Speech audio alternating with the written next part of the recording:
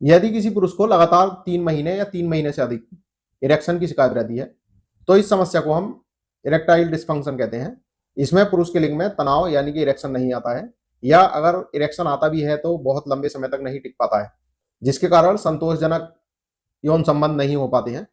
ये समस्या किसी भी उम्र में हो सकती है, लेकिन आजकल जो है 30 से 40 साल की उम्र के लोगों में बहुत ज़्यादा तेजी से बढ़ रही है। दोस्तों ध्यान रहे, ये कोई शर्म की बात नहीं है, ये एक मेडिकल कंडीशन है और इसका इलाज जो है पूर्णतः संभव है। इसमें इरेक्शन आने में दिक्कत होती है, और इरेक्शन अगर आता भी है तो इरेक्शन बहुत जल्दी खत्म हो जाता है। जिन पेशेंटों में इरेक्टाइल डिस्फंक्शन की शिकायत होती है उन्हें सेक्स की जो इच्छा होती है वो भी कम हो जाती है। ऐसे पेशेंटों में आत्मविश्वास की कमी होने लगती है, और जो मॉर्निंग का नेचुरल इरेक्शन होता है वो भी कम हो जाता है। दोस्तों, इरेक्टाइल डिस्फंक्शन होने के कारणों को मुख्यतः 4 भागों में बांटा गया है। इसमें सबसे पहले होता है फिजिकल कॉज। यदि किसी पेशेंट को डायबिटीज की शिकायत है, हाइपरटेंशन की शिकायत है, या किसी भी प्रकार की हार्ट से रिलेटेड समस्या है, या पेशेंट का बहुत ज्यादा वजन बढ़ चुका है, या किसी पेशेंट का टेस्टिरोन लेवल जो है वो कम हो गया है, या किसी पेशेंट को प्रोस्टेट की बीमारी है या प्रोस्टेट की सर्जरी हो चुकी है, तो ऐसे पेशेंटों में जो है इरेक्टाइल डिस्फंक्शन की शिकायत अधिकतर देखी जा सकती है। और इसके साथ साथ में कुछ मानसिक कारण भी होते हैं, जिसमें क्या एंजाइटी है, स्ट्रेस या डिप्रेशन की शिकायत है, तो ऐसे पेशेंटों में भी इरेक्टाइल डिस्फंक्शन की शिकायत देखी जा सकती है। या आपस में कुछ रिलेशनशिप प्रॉब्लम्स भी होती हैं, जिनके कारण लोगों में इरेक्टाइल डिस्फंक्शन की शिकायत हो जाती है। जो लोग धूम्रपान करते हैं, शराब अधिक पीते हैं, या नींद की दवाइयां लेते हैं, या कुछ लोगों में नींद की कमी होती है, या शारीरिक व्यायाम बिल्कुल नहीं करते हैं, तो ऐसे पेशेंटों में भी इरेक्टाइल डिस्फंक्शन की शिकायत देखी जा सकती है। इसके साथ साथ में कुछ दवाइयों का भी असर होता है, जैसे कि ब्लड प्रेशर कम करने की दवाइयां हैं, या डिप्रेशन को कम करने की दवाइयां हैं, या कुछ हार्मोनल दवाइयां चलती हैं, जिनके कारण जो है इरेक्टाइल डिस्फंक्शन की शिकायत हो जाती है। तो दोस्तों ध्यान रहे, अगर आपको या आपके परिवार में किसी को भी इरेक्टाइल डिस्फंक्शन की शिकायत होती है तो इसे बिल्कुल भी नजरअंदाज न करें, और इसमें बिल्कुल भी शर्म न करें, बल्कि तुरंत ही डॉक्टर से संपर्क करें।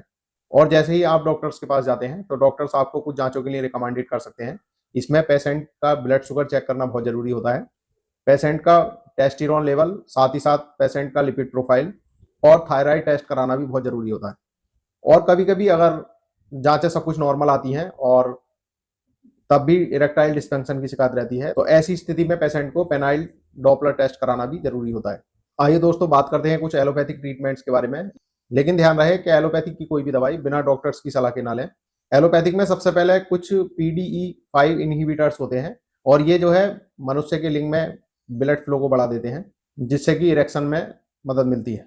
इसमें मुख्यतः सिल्डेनफिल, टेडेनफिल और बर्डेनफिल जैसी दवाइयां होती हैं, और जिनकी मदद से इरेक्टाइल डिस्फंक्शन की शिकायत कम हो जाती है। यदि पेशेंट में टेस्टोस्टेरोन लेवल कम हो तो ऐसे पेशेंटों में टेस्टोस्टेरोन हार्मोन रिप्लेसमेंट थेरेपी बहुत कामयाब होती है। और जिन पेशेंटों में डर, तनाव या डिप्रेशन की शिकायत रहती है, तो ऐसे पेशेंटों में साइकोथेरेपी की मदद ली जाती है, और जिसके कारण जो है इरेक्टाइल डिस्फंक्शन की शिकायत कम हो जाती है। इसके साथ साथ में कुछ और भी वैकल्पिक इलाज होते हैं। इसमें मुख्यतः वैक्यूम डिवाइस और इंजेक्शन थेरेपी को अपनाकर हम इरेक्टाइल डिस्फंक्शन की शिकायत को कम कर सकते हैं। आइए दोस्तों बात करते हैं कुछ होम रेमेडीज के बारे में, और जिन्हें अपनाकर हम इरेक्टाइल डिस्फंक्शन की शिकायत को कम कर सकते हैं। इसमें पेशेंट की डाइट का ध्यान रखना बहुत जरूरी होता है। इसमें मुख्यतः रात को दूध, अश्वगंधा और भीगे हुए बादाम रात को लेने से पेशेंट को इरेक्टाइल डिस्फंक्शन में आराम मिल जाता है।